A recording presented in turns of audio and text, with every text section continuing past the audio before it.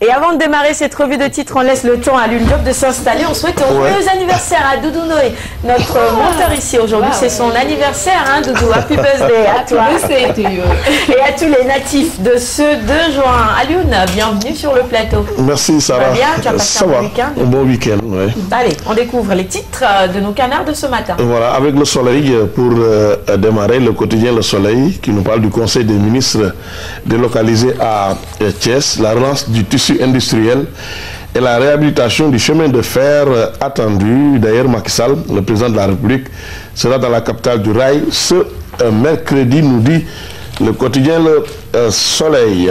Et puis, enquête. Après plus d'1 mois à Dakar, Wade rentre à Paris. Il promet, Abdoulaye Wade, de revenir dans une dizaine de jours.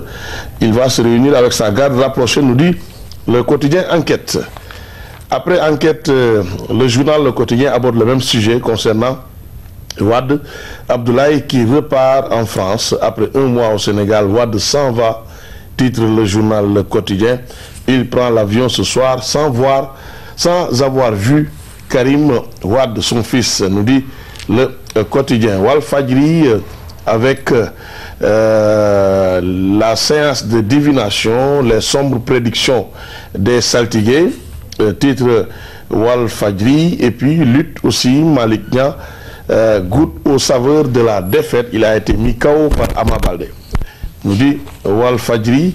Aussi l'Observateur.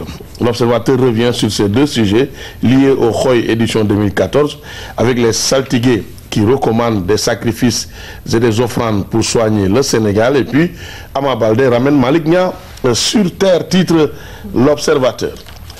Les saltigués aussi à la une du Populaire. Les saltigués prédisent le pire, nous dit le journal. Et puis, après, malheureusement, après la victoire d'Ama Baldé sur Malick Niang, on parle de 2 morts et des blessés après la victoire d'Ama sur Malick Niang, dénonce le journal Le Populaire. Après le Populaire, l'AS, pour terminer, violence préélectorale à Grand Yoff. Aminata Touré attaqué, des dizaines de personnes blessées.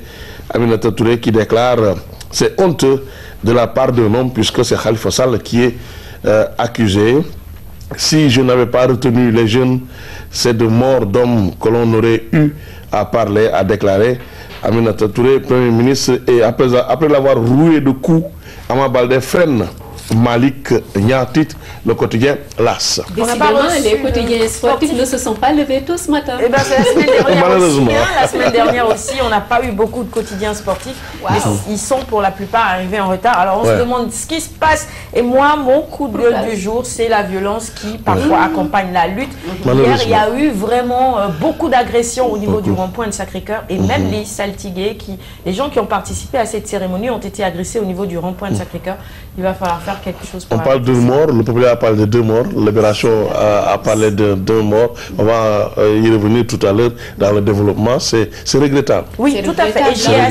J'ai assisté à certaines scènes et vraiment, il va falloir faire quelque chose. À tout à l'heure à Lune Diop pour la revue de presse. Merci Kumba.